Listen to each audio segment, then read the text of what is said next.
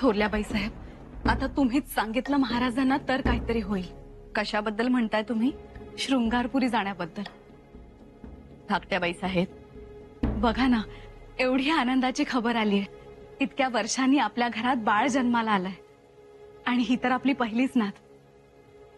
मग तिचं कौतुक नको का व्हायला? जे काही करायचंय ते तुम्ही महाराजांना सांगावं.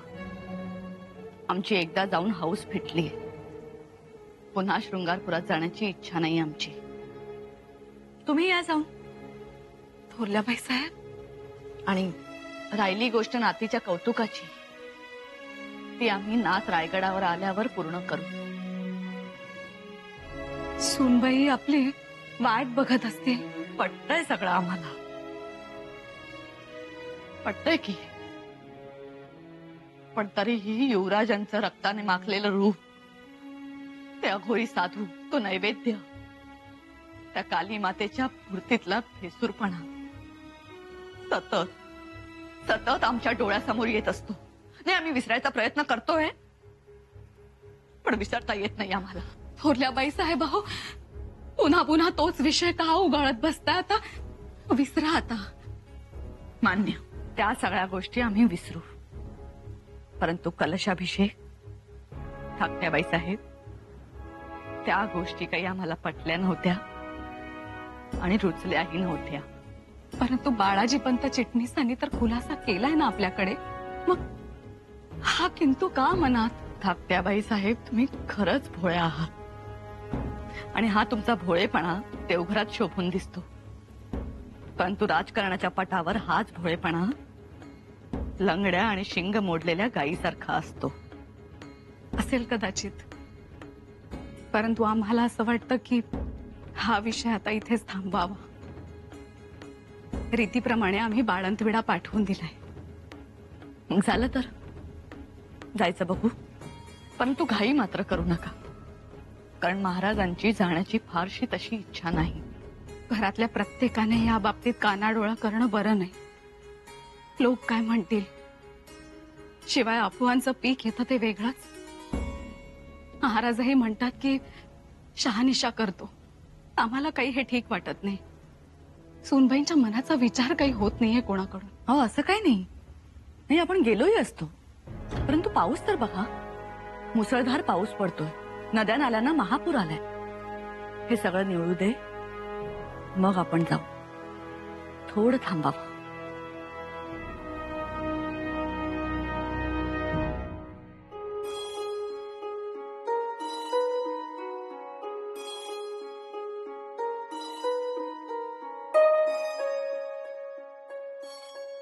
जा, हे धाराकाला देऊन वाड्यावर जावा. हे आमच्या बाईसाहेबांनी दिले आपल्या लेकीसाठी. मामी साहेबांची घारी सारखी नजर आहे युवराजजींवर. होय तर, त्यांचं काळीज अगदी सुपवानी होतं. लय कौतिक त्यासनी. हो ना, दिवसातून 3-4 वेळा फेऱ्या होऊन जातात आणि युवराजजींचं सगळं अगदी जातीनं बघतात. होय, आता एकदा गडावची माणसं आली म्हणजे मग अगदी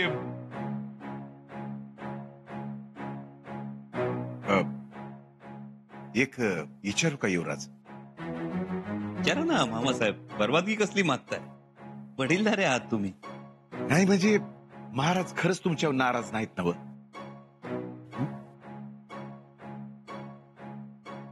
नाही नाही, मुळीच नाही मामासाहेब.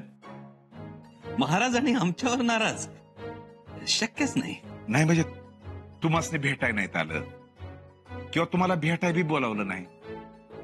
हे एवढी जिकिरीची मोहीम आणि त्यात सोन्यासारखी नात जन्माला आली तरी बी बघाय नाही आली. नाही म्हणजे बाळांतेडा पाठवला, पण ती बी कुण्या जबाबदार माणसाकडून नाही आला. मामासाहेब, पाऊस बघा ना केवढा कोसळतोय, नद्यांना पूर आलेत, पाणी पात्र सोडून ओसंडून वाहत आहे. नाही, समजा ठीकठाक असलं म्हणजे आम्ही अगदी निसूर निवांत, नाही तर विनाकारण जीवाला घोर लागतो. नाही मामासाहेब, जीवाला कुठलाही घोर लावून घेऊ नका. नाही म्हणजे काय की लोक काय बाई उलट सुलट बोलतात, तेव्हा काय बाई येतं म्हणत आमच्या लेक माता सुखी असावी असंच वाटत. मामासाहेब, अहो तुम्ही निश्चिंत राहा. आणि आता बारसं आहेच ना. बघा बारशाला आमचे आबासाहेब कसे धावत येतात ते. करमणार नाही आबासाहेबांना. तसं झालं ना आम्हासने तर आबाळच ठेंगणं होईल बघा. आम्ही ओळखतो ना आबासाहेबांना. आबासाहेब येणार, धमक्यात येणार आणि थाटामाटात बारसं करणार. तेव्हा ना नातीचं नाव काय ठेवायचं याचा सुद्धा विचार केला असेल आबासाहेबांनी. आयशीर काही तुमच्या शब्दाला वजन देऊ आणि तुमचे शब्द खरं ठरव.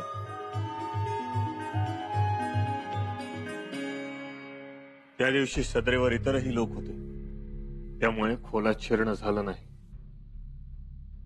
चिटणीस, आता आम्हाला तुमच्याकडून स्पष्ट उत्तर हवंय. त्या दिवशी तुम्ही शृंगारपुरी गेलात तेव्हा नेमकं काय झालं होतं? काय सांगावं महाराज? अभिषेक स्थळी तुमच्या मानेवर तलवारी लावल्या युवराजांनी? नाही, आम्हाला तलवारी युवराजांनी लावल्या नाही. आम्हाला तलवारी लावल्या त्या त्यांच्या सुरक्षा रक्षकांनी. आम्ही आशीर्वाद दिला. महाराज, युवराजांचं मन खरंच गंगेप्रमाणे निर्मळ आहे. बाळाजी पंत, महाराज, आम्ही सांगतो त्यातला शब्दन शब्द खरा आहे. खर तर कलशाभिषेक ही एक साधी पूजा होती. शाक्त साधूंनी युवराजांबद्दल केलेला गौरव. युवराजांनी शाक्त पंथाबद्दल लोकांच्या मनातला गैरसमज दूर केला म्हणून साधूंनी कृतज्ञपोटी केलेली पूजा. त्यात आम्हाला सत्तेची अभिलाषा दिसली नाही. जन्मदात्याबद्दल आकसही दिसला नाही. महाराज, आमच्या लेखी युवराज म्हणजे संयमाचा महामेरू. आम्ही त्यांना म्हटलं, तुम्ही मंत्र्यांची तक्रार का करत नाही महाराजांकडे? ते म्हणाले, आबासाहेब रणांगणात आहे, त्यांची मनशांती ढळायला नको. ते परत आले की आम्ही या सगळ्याचा सोक्षमोक्ष लावू. पंत, आता बोललात तुम्ही, पण आमच्या अंगावर शहारे आले. खरंच महाराज, आपल्याकडे एक युवराज आहेत म्हणजे 8 दिक्पाल आहेत. म्हणून स्वराज्याच्या 8ही दिशा सुरक्षित आहे. आता एकच आग्रहाची विनंती, त्यांना तातडीनं भेटावं. होय पंत, आता आम्ही युवराजांना तातडीनं भेटणार. धाकट्याबाई साहेब, आम्हाला एका गोष्टीचं नवल वाटतं. आपण सगळ्यांच्या मनाचा विचार करता, परंतु आमच्या मनाचा विचार मात्र करत नाही. तसं नाहीये थोरल्याबाई साहेब. तुमच्याकडे काय हितगुज सुरू आहे?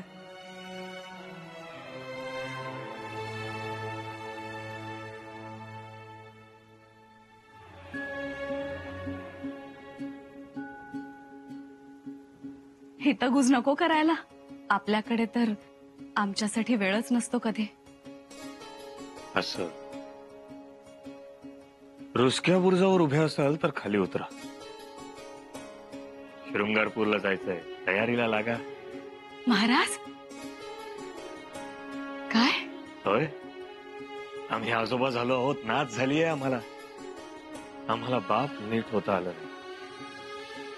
सतत दुश्मनाला पाठीशी घेऊन पळत होतो. स्वराज्याचं स्वप्न डोक्यावर घेऊन धावलो. कधी डोंगरांवर, कधी दऱ्याखोरांमध्ये, कधी किल्ल्यांवर, तर कधी मोहिमांवर. आमच्या मुलांना मोठं होताना आम्ही पाहिलंच नाही. त्यांचे आखूड झालेले अंगरखे सुरवारी बघायचो तेव्हा समजायचं मुलं वाढतायत. पण आता नातीच्या बाबतीत तसं होऊन देणार नाही. बारसं कधी आहे? बारशाचा मुहूर्त साधूनच निघू. ठीक, मग आम्ही तसा निरोप पाठवतो. लवकर पाठवा. आणि हो सोयरा राणी साहेब, यावेळी तुम्ही देखील बरोबर या. सगळे एकत्र जाऊया. परंतु धोधो बरसणारा पाऊस. तो त्याचं काम करेल, आपण आपलं काम करू. आणि तसंही आम्हाला कोणीही रोखू शकत नाही असं म्हणणारे म्हणतात. लागा तयारीला.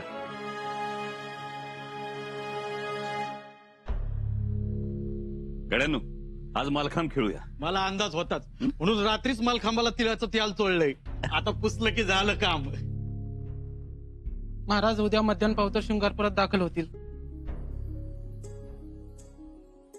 आबासाहेब येणार. वा वा वा, सकाळी सकाळी चांगली खबर दिलीच गड्या. म्हणलं आता तर अहो महाराज येणार म्हटल्यानंतर आता आखाडा रद्द आणि तालीम बी रद्द बघा. आता तालीम एकच, आबासाहेबांच्या येण्याची. गड्यांनो, आबासाहेब खूप दिवसांनी शृंगारपुरात येत आहेत. त्यांचं स्वागत कसं टोलेजंग झालं पाहिजे. तुम्ही नुसतं हुकूम करा. पण माणसं घ्या आता खाली, आपल्याकडे अवधी कमी आहे. होय अहो युवराज, तुम्ही नुसतं सांगा तर. अहो तुम्ही सोबत असशीला तर 5 पांडवासारखं एका रातीत देवळी उभं करू बघा. गड्यांनो, शृंगारपुरातल्या प्रत्येक घरावर तोरण बांधा. खेमाजीला सांगा तोरणं वळायला घे. प्रत्येक घरावर गुढी उभारायची, रांगोळ्या काढायच्या, केशर कुंकवाचे सडे टाकायचे. जी धनी. गावातले पार, देवळांचे कळस, पायऱ्या धुवून घ्यायच्या. आणि तुझी एक आणि तुझं जी धनी. ज्योत्याची वेशीपासून वाड्यापर्यंतचे सगळे रस्ते झाडून घ्या. होय जी. रायप्पा, तू लेझिम खेळणारी पथकं तयार ठेव. जी धनी. आम्ही स्वतः आखाडे आणि अश्वदळाकडे जातो. आबासाहेबांनी अश्वदळ पाहिलं की खुश होतील. कविराजांना सांगा अश्वदळाकडेच या. जी. आम्ही युवराज्ञींना खबर देऊन येतो. आबासाहेब येणार. त्यांना ठेवा, उद्या बारस आहे.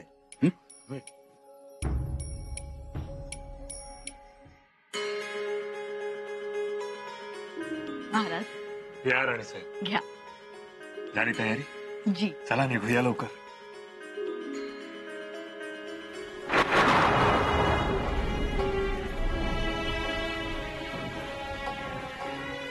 महाराज, अहो अंग तापलंय आपलं. पायांना हात लावला तेव्हाच जाणवलं. राणी साहेब थोडीशी कणकण आहे, इतकंच. अहो कणकणच आहे, परंतु नंतर हीच सगळ्यांच्या तोंडचं पाणी पळवते. बघू जरा. राणी साहेब. महाराज ऐकावं, आपण दगदग करून आला आहात, जरा विश्रांती घ्यावी. राणी साहेब आम्ही विश्रांतीच तर घेतली. महाराज, आपल्या अंगात ताप आहे, चेहरा लाल झालाय आपला. म्हणजे आम्ही मोडता घालतोय असं नाही, किंवा आपण शृंगारपुरात जाऊ नये असाही समज करून घेऊ नये, परंतु तब्येतीकडे दुर्लक्ष करू नका. राणी साहेब इतकं काहीही झालेलं नाही. बर, आम्ही वैद्यबुवांना घेऊन जातो बरोबर, मग तर झालं. वैद्य बुवा सोबत असतील, राजवैद्यही सोबत असतील, परंतु प्रत्येक वेळी आजारास न जुमानता जाणं ठीक आहे का? मागच्या वेळीही तब्येत ठीक नसतानाही आपण साताराच्या किल्ल्यावर हवा पालटासाठी गेलात. काय झालं होतं? जीवावर बेतलं होतं. तेव्हाची परिस्थिती वेगळी होती राणी साहेब. परंतु आता नाही गेला तर अरिष्ट कोसळणार आहे का? आमचं ऐकावं, दगदग करू नये. शंभूराजे वाट बघत असतील तर आम्ही शृंगारपुरी येणार आहोत म्हणून आमचे खबरगीरही गेलेत तिथे. बघा राजवैद्य काय म्हणतायत ते. महाराज क्षमा असावी.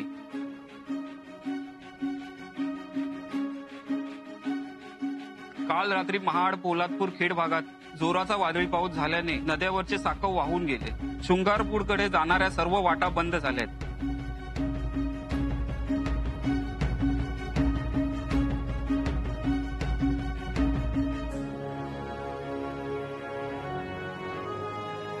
आमचं ऐकत नाही ते ठीक, परंतु आता निसर्गाचं तरी ऐकावं. हा पावसाचा जोर कमी होऊ द्या, तोवर आपलाही ज्वर कमी हो, मग जाऊ.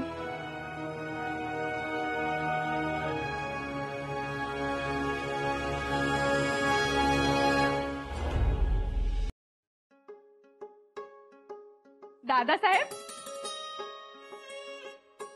गावाचा अगदी कायापालटच करायला सांगितलं तुम्ही.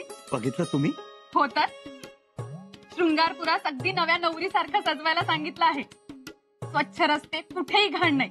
वेशीच्या कमानी, देवळाची शिखरं, पायऱ्या धुवून घेत आहेत, नाऊ माकू घालत आहेत. घराघरावर गुढ्या उभारल्या, तोरणं बांधलीत, सडा रांगोळ्या काढल्या, आखाड्यावर भगव्या पताका लावल्यात आणि अश्वदळ सुद्धा पाखऱ्या घालून सज्ज आहे. आवडलं तुम्हाला? हो तर, आवडलं. रानू अक्का, आबासाहेब येत आहेत. आबासाहेब शृंगारपुरात येत आहेत म्हणून ही सगळी तयारी. सगळं दाखवायचंय आबासाहेबांना. आमचं काम आबासाहेबांना तर आवडावंच, पण छत्रपतींनी सुद्धा युवराजांच्या कामाला दाद द्यावी. काय वाटतं तुम्हाला? आम्हाला वाटतं या धांदलीत एक गोष्ट विसरू नये. कुठली गोष्ट? विरोधकांचे बुरखे फाडण्याची. विरोधकांचे बुरखे? तुम्ही त्यांच्या कारस्थानांविषयी आबासाहेबांशी बोलणार आहात. राणूअक्का, ऐनवेळी विचार बदलत असाल तर तसं करू नका, घातक ठरेल ते. राणूअक्का, आम्हाला मुळीच गरज वाटत नाही कुणाचे बुरखे फाडण्याची किंवा कारस्थानांविषयी आबासाहेबांना काही सांगण्याची. म्हणजे राणूअक्का, आबासाहेब शृंगारपुरात येत आहेत, यातच सगळं आलं ना. तसं करू नका. विरोधक तुमच्या विरोधात बोलतात, तुमच्या विरोधात वागतात. तुम्हीही गप्प बसू नका. ही एकमेव संधी आहे तुमच्याकडे. राणूअक्का, विरोधकांनी कितीही कान भरले तरी आबासाहेबांचं आमच्याविषयी वेगळं मत होणार नाही.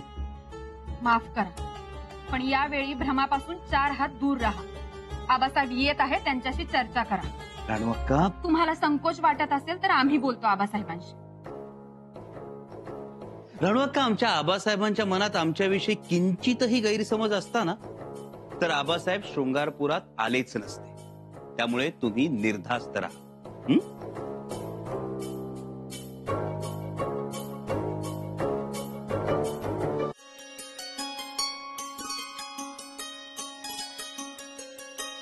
अहो येत्याल येत्याल, नका काळजी करू. आणि असं लेकरू सोडून वाऱ्यावर बी येऊ नकासा. धारात त्या एकदा आबासाहेब आले ना की मग निर्धास्त ग. त्यांच्यासोबत कोण कोण येणार आहे याचाही खुलासा नाही झाला. हे काय, बाबा आले?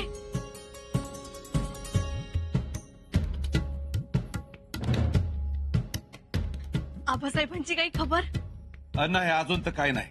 आम्ही मग अगदी 2-4 गावं पुढे जाऊन सकाळपासून थांबलो होतो. ते आणि पथक बी पुढे पाठवले, पण काही महाराजांचा मागमूस नाही.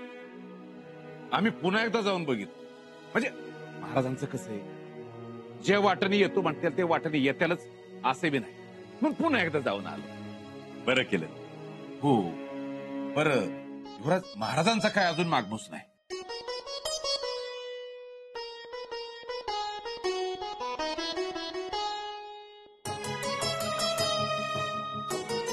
आबासाहेब, तुम्हाला मागमूस लागत नसेल, पण आम्हाला मात्र आबासाहेबांचा माग अचूक लागतो.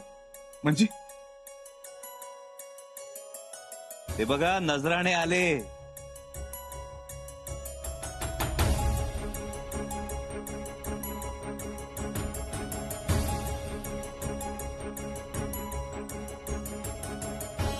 नजराने?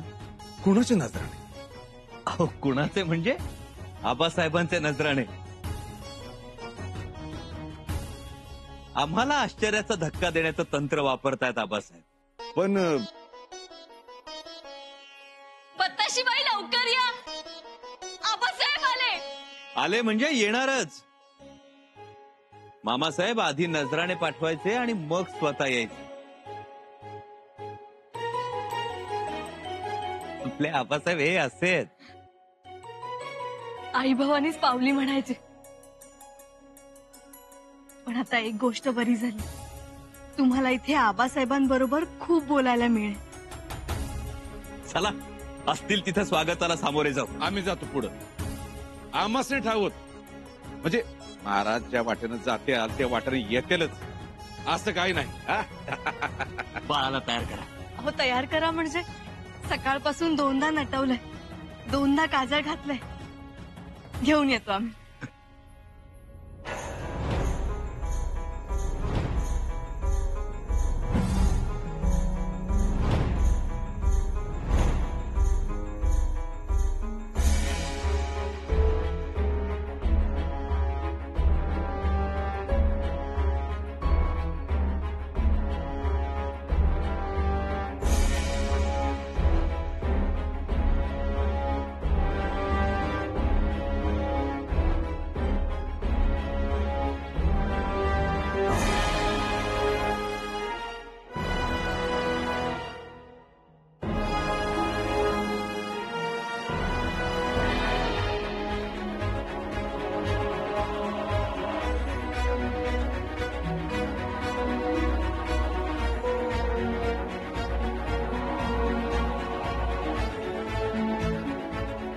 यह नजराना हुजूर दिलेर साहब की ओर से आपके शहजादी के लिए। दिलेर खान? जी। दिलेर खानाकडून नजराणे पोहोचतात आणि आमचे आबासाहेब